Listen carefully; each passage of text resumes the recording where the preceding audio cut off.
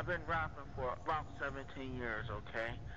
I don't write my stuff anymore. I just kick it from my head. Welcome to my tutorial for making fire and smoke markers for Wings of War.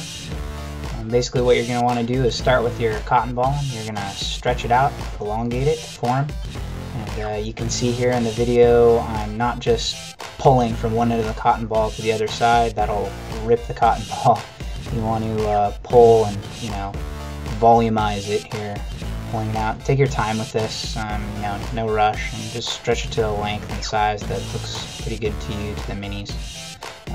Mine are probably a little bit large for play, but they look cool. So next, you can see here it is, it's floppy, it's cotton. I'm going to hang it up here, and I'm using just a twist tie and one of the miniature clothespins that you can get from Joann's Fabrics. I'm just clipping it there to the top. It's important to keep your hands in the way so people can't see what you're doing. And there it is, hung up in my shower frame. And you're gonna mix, just in a Tupperware dish or whatever, about a 70-30 ratio of Elmer's glue to water. And you can use a high-tech stirring device like your finger, like this. It's non-toxic. It's not gonna hurt you.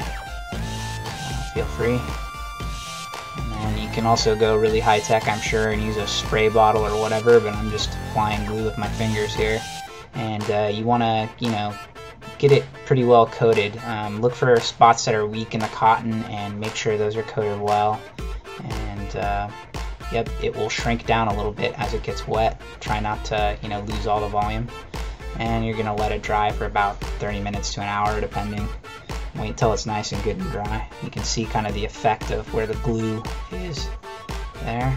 Here it is dried, and wow, look at that. It's pretty rigid now. It's not like steel, it still can bend, but yeah, it's much better. It'll stick out straight off the miniature.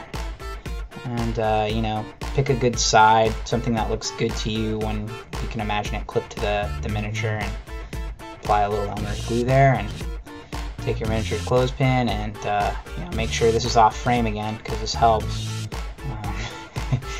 Apply the miniature clothespin there, and you can prop it up.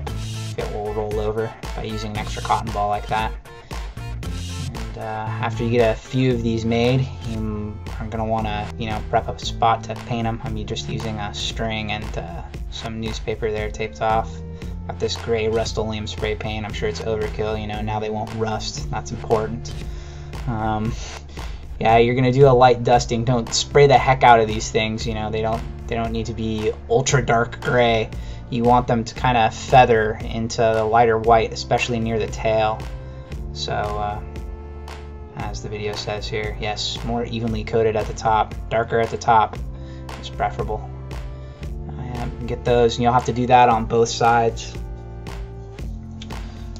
And this is the general pattern that we're going to work with on the flame. It's going to go from very bright white, orange, red to dark black to lighter gray, fading to white. And if you're making smoke, it just goes, from black and fades to white. And you can use acrylic paints or whatever you have, and a little brush. And as you're doing this, the moisture from the paint and the water that you're mixing it is going to dissolve the Elmer's glue, and it's going to make the form become floppy again. Don't freak out, just make sure it's straight when it finally dries, and you'll have a nice clippable marker to play with your miniatures game.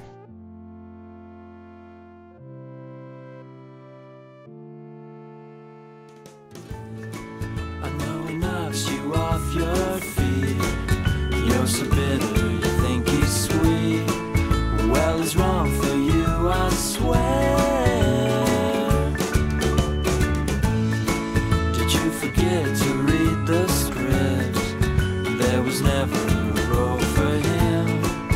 It was always you and me, just me.